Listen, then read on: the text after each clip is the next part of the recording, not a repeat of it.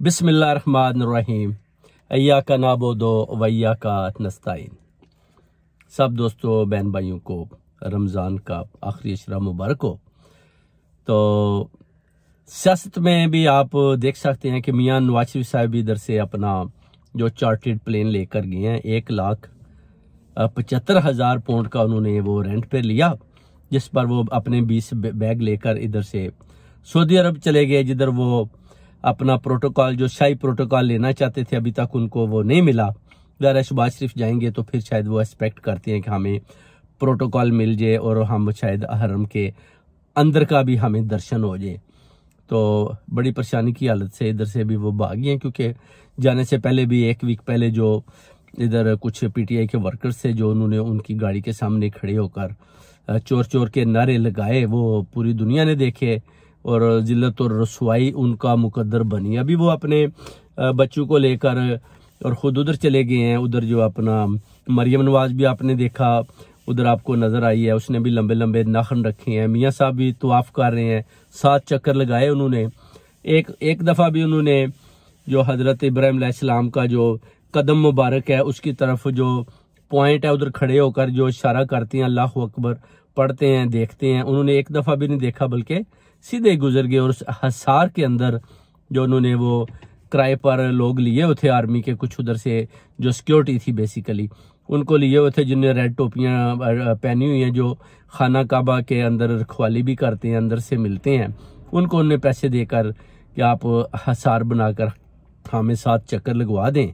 उसकी वजह है कि आवाम जो है ना वो हमें कहीं जैसे कि लोगों ने मस्जिद नबवी में गालियां निकाली थी, तो ये ना हो कि हमें अवाम खाना काबा के अल्लाह के घर के अंदर भी हमें गालियां निकाले। हालांकि कोई ऐसी बात नहीं थी, कोई मुसलमान भी किसी को इस तरह खाना काबा के अंदर गालियां नहीं निकालता, मगर वो ये कह सकते थे कि आप चोर हैं, आपने डाका डाला है, आप अरशद शरीफ के कातिल हैं, आप खाना काबा में खड़े हैं, आप खाना काबा की दीवार को हाथ लगा कर बता दें कि आपने चोरी नहीं की, आपने डाका नहीं डाला, आपने अरशद शरीफ का कत्ल नहीं करवाया, मरियम ने नहीं करवाया, मरियम ने जिले शाह का कत्ल नहीं करवाया। आप खाना काबा की दीवार पर हाथ लगाकर एक दफ़ा ये 3-4 अल्फाज बोल दे तो फिर ये था कि ओवरसीज कम्युनिटी या पाकिस्तान कम्युनिटी को सबको ये पता चल जाना था कि मियाँ साहब ने कस्में खाई हैं खाना काबा की दीवार को, अल्लाह ताला के उस पाक गुलाफ को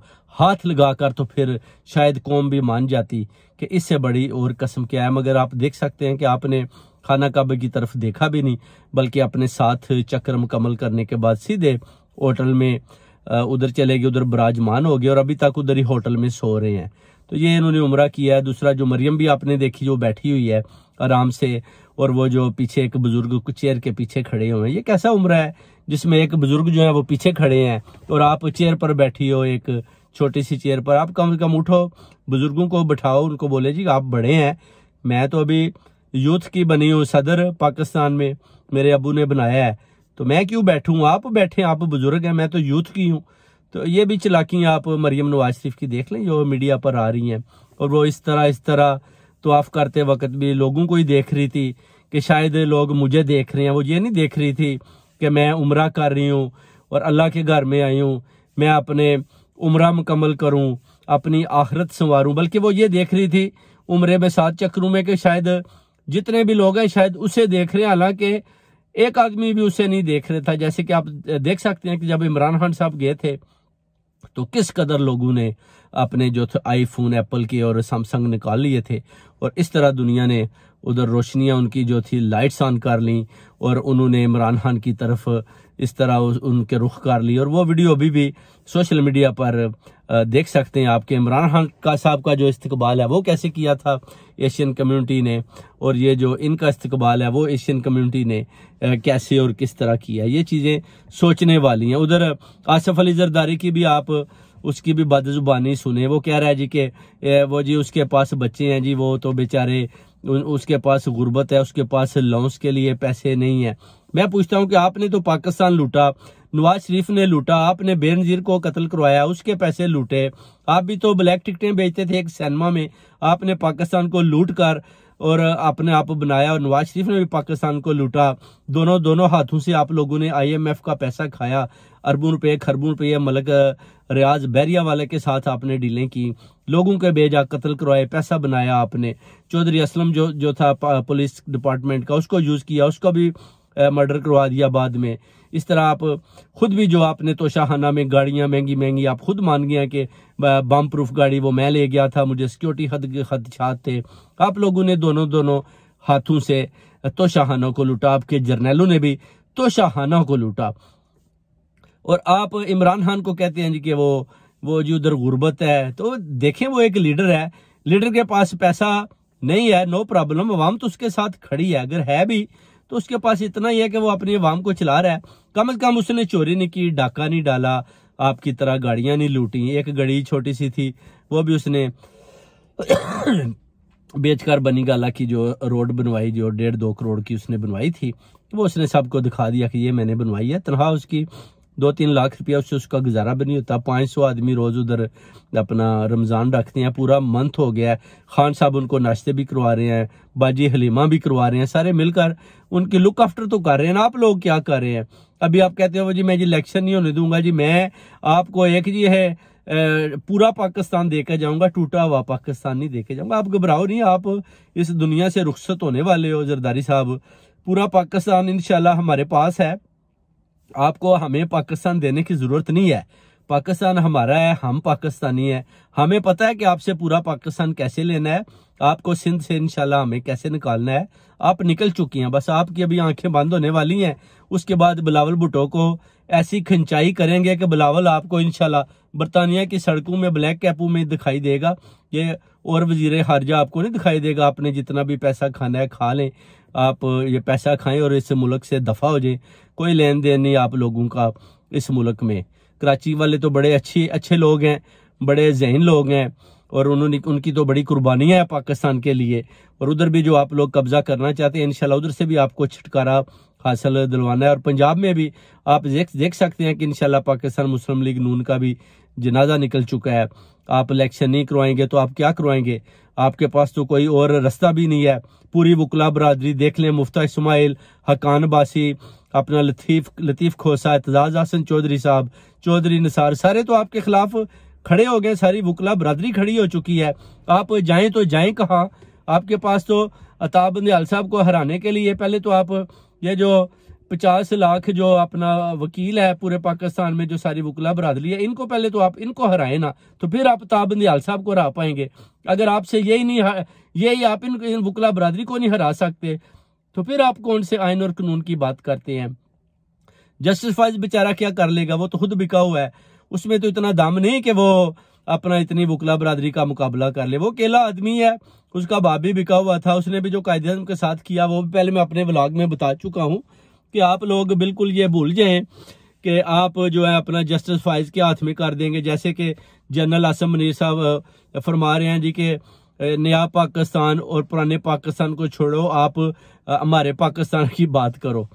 हमारे पाकिस्तान की बात, आपका पाकिस्तान 70 साल हो गए, हमने पाकिस्तान आपके हवाले किया, आप पाकिस्तान की सही रखवाली नहीं कर पाए, इसलिए अभी पाकिस्तान को आपसे लेकर अवाम के हवाले करना है, ताकि ये पूरी अवाम का पाकिस्तान है, आपका पाकिस्तानी, आप पाकिस्तान के खादम है, आप पाकिस्तान के टैक्स के पैसों से आप लोगों की जो है वेजेस निकल रही हैं, तनख्वाहें जा रही हैं, ब्यूरोक्रेट्स को जा रही हैं।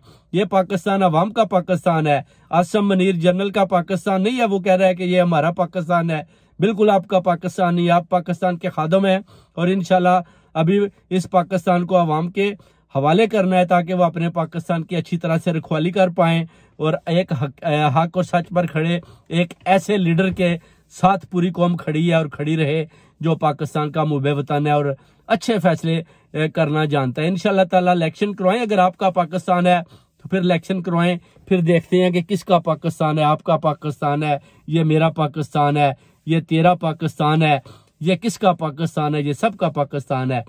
जरदारी साहब भी इसको एक पाकिस्तान नया देकर जाना चाहते हैं। अपना नवाज शरीफ साहब भी इसको ग्रेटर पंजाब बनाना चाहते हैं, अमीरुल मोमिनीन बनना चाहते हैं।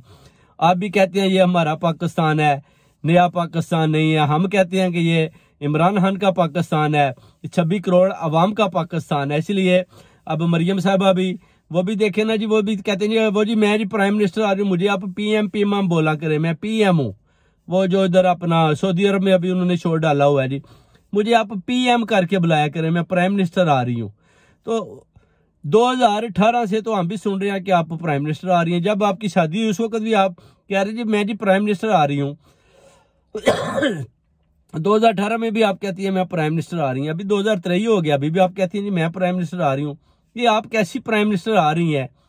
2018 में आपने डिक्लेयर किए 2 बच्चे, 2023 में आपने डिक्लेयर किए 3 बच्चे। तो वो 2018 में भी 3 बच्चे थे और 2023 में भी 3 बच्चे।